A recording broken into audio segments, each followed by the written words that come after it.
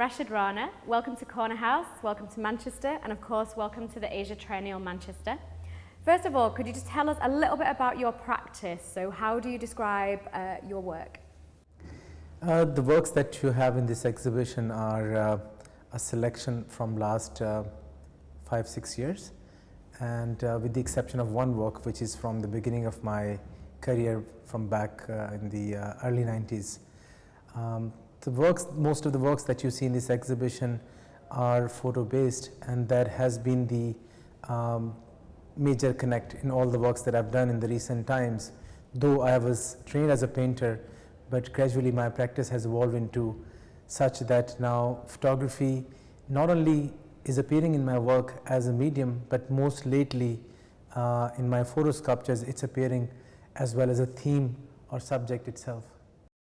I really enjoyed working on this series of work called Dislocation series. The one you're looking at is the first one from that series, and I have been interested in the idea of time, but I didn't want to particularly exercise it in the time-based media or in a video art, and I strongly feel that the 20th century, when it will be seen centuries from now, will be seen as an era of time-based image, moving image, and it has affected the visual arts, the practice, and video art is very much part of it.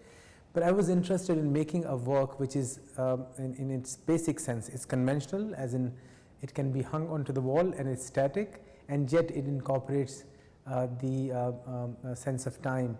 So what I've done in this work is I selected one location, and without moving the frame and the angle, photographs were taken consistently for 24 hours. So every second a photograph was taken, and then those photographs with certain beginnings, middles and endings were rearranged to not follow that order, but to form an image that resembles the view of the same location, but it looks like a gigantic postcard and very nostalgic, frozen in time kind of picture.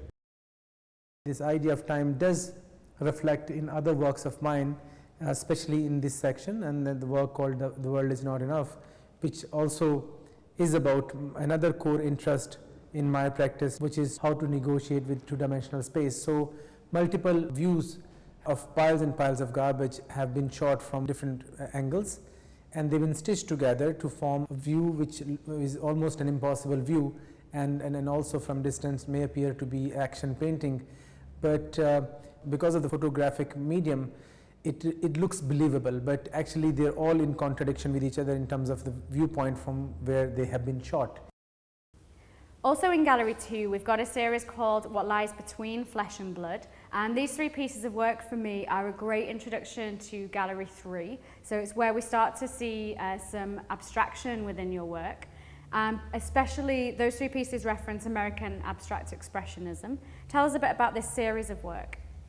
Referring to art history and especially abstraction is a common thing, and then this theme is well represented in the Gallery 3, as you mentioned. In this particular series, What Lies Between Flesh and Blood, I have used only two kind of images. So these are the works that I made in 2009. Somehow I felt inclined to just continue with the library of these images of skin and blood and make all the images with the help of that, which are mostly works which resemble abstract expressionist paintings. The images of skin and blood, they come from two various different sources. Images of skin come from fashion photography, print media, pornography.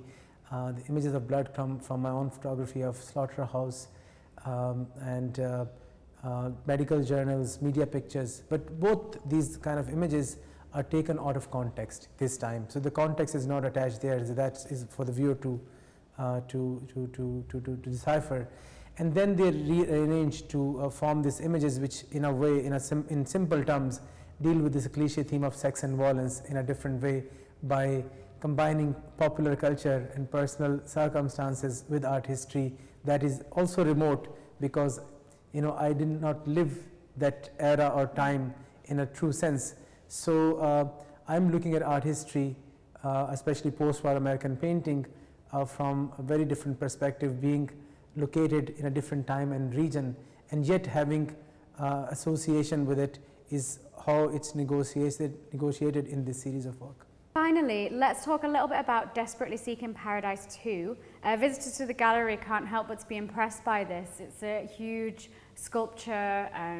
It takes a lot of time to look at, to think about, to contemplate. What made you suddenly create such a large-scale sculpture? Well, since you're talking about the ambitious scale and its seductive quality, and in fact you were impressed, the very idea was to subvert the aesthetics of large-scale stainless steel works and make them into something else. And so I'm using that kind of ploy to my benefit to appeal and attract the viewer, and they think that they're looking at a minimalist, geometric, abstract sculpture. And then when they move around it, the narrative unfolds, which is basically the photographs that are behind these pigeonholes like structure, which become apparent only if you walk around it about 90 degree. You discover that it's actually a photograph of a skyline of an imaginary city with tall vertical buildings, and then these vertical buildings are actually made up of horizontal houses from the city of Lahore, another archive of images that I have from recent times. So then this verticality versus horizontal landscapes or urbanscapes together along with the aesthetics of steel sculpture form a kind of hybrid meaning that I'm interested in. Finally, I wanted to ask you, how do you want people to feel when they're leaving your exhibition? So they've gone around, they've contemplated all of your work, thought about it. What would you like them to take away with them? Recently, my critic friend Kudus Mirza, he wrote something on my work, and he said that Rashid's work speaks a global international language, but with an accent. So I thought it was an interesting remark, and I just hope that audience that come here engages with my work and forms their own opinion about it, and do pick my accent.